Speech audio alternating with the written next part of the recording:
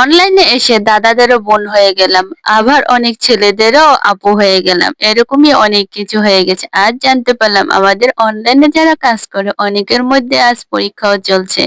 তা hello viewers, কি অবস্থা সবার? আলহামদুলিল্লাহ আমরা ভালো আছি। সকাল সকাল উঠে দিয়ে আমার গাছে অনেক সুন্দর ফুল ফুটেছে। তো আজকে যেহেতু ছেলের পরীক্ষা তাই ছেলেকে নিয়ে হলে চলে গেলাম। এই তো আসছি হলে। এখানে যাওয়ার পর তো মাথা অবাক হয়ে যায়। অনেকে যাদেরকে সবসময় ভাইয়া বলে ডাকতাম এসে দেখি ওরাও এখানে পরীক্ষা দিচ্ছে। মানে এসএসসি পরীক্ষা দিচ্ছে। আর কিছু আছে দাদার বয়সী ওরাও আপু ডাকে।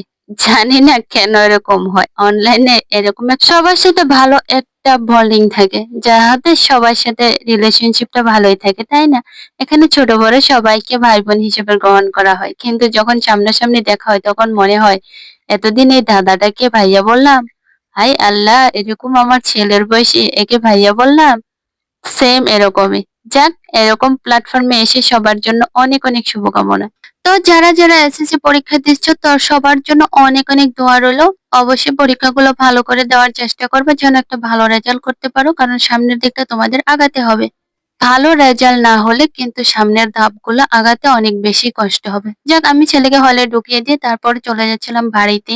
ভাবলাম এখানে ৩ ঘন্টা বসে না থেকে বাড়ি থেকে ঘুরে আসি, যেহেতু বাড়িতে হচ্ছে আমার কিছু ধান সিদ্ধ করবে। তো যাচ্ছিলাম, লোক নিয়েছিল, তো দেখে আসি কি রকম করলো। আব্বুকে বারবার কল দিয়েছিলাম, আব্বু ফোন ধরছিল না। তো গাড়ি থেকে নামার পরে দেখতেছি এই যে সব ধান কাটা প্রায় শেষ পর্যায়ে। ধানগুলা কিন্তু মাশাআল্লাহ খুব সুন্দর হয়ে পাকছে। যেহেতু এখন অনেক রৌদ্র, ধানের কোনো কষ্টই হবে না। বৃষ্টি হলে তো অনেক বেশি কষ্ট হয়ে যাবে। সকল চাষী ভাই বোনদের অনেক মুখে হাসি, কারণ কি জানেন, এখন অনেক সুন্দর রৌদ্র আছে। যখন বৃষ্টি হয়ে যাবে তখন তো ধান শুকানো যায় না, অনেক বেশি কষ্ট হয়ে যায়। আমি যেহেতু চাল কিনে খাই না, ধান কিনে একসাথে সিদ্ধ করে নিই। তো এখন যেহেতু প্রচুর রৌদ্র আছে তাই ধান কিনেছিলাম কিছু, এখন ওগুলো সিদ্ধ করবো। সিদ্ধ করার জন্য একটা লোক নিয়েছি।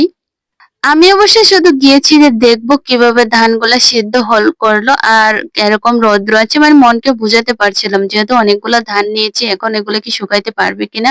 তো বাড়িতে যাওয়ার পর দেখতেছিলাম যে ধানগুলা প্রায় সিদ্ধ শেষই, অল্প কিছু বাকি আছে, সেগুলা হচ্ছে আমি যাওয়ার পর সেদ্ধ করে। আর একটা লোক নিয়েছি, ওই লোকটা কি কাজ করবে, মুখ থেকে সিগারেট ফালাতেই পারে না, একটার পিছনে একটা শুধু ধরাইতেই থাকে। যাক, আমাদের এলাকাতে ওই লোকটা একটু কাজ টাজ করে দেয় সবার বাড়িতে বাড়িতে। এমনিতে এখন গ্রামেও লোক পাওয়া যায় না বাসার কাজ করার জন্য, বিশেষ করে সবাই চলে আসে গার্মেন্টসে, কারণ বাসা বাড়ির কাজ মানুষ করতে একেবারে রাজি হয় না। তো আমাদের বাড়িতে লোকটা হচ্ছে একবার ছোটকাল থেকে আমাদের বাড়িতে কাজ করে। তো এখন মাসাল্লাহ ৩ বাচ্চার বাবা। যাক, অনেক অনেক শুভকামনা। তো এদিকে হচ্ছে ধানগুলা এই যে প্রচুর রোদ্রে দেওয়া হয়ে গেছে। আর আগের দিন প্রচুর বৃষ্টি হয়েছে, উঠানের অবস্থা একেবারেই খারাপ। দেখতেই পাচ্ছেন উঠান শুধু চাল টাল উঠে গেছে।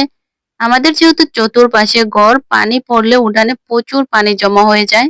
আমি মাত্র ২ থেকে ২.৫ ঘন্টা ছিলাম বাবার বাসায়। তারপর ওখান থেকে ব্যাগ করে নিয়ে আসি কিছু আম। এবছর আমও খেতে পারি নাই। বাস্তিকে বললাম যে কয়েকটা আম পেড়ে দাও, তো বাস্তি কয়েকটা আম পেড়ে দিল, নিয়ে চলে আসলাম।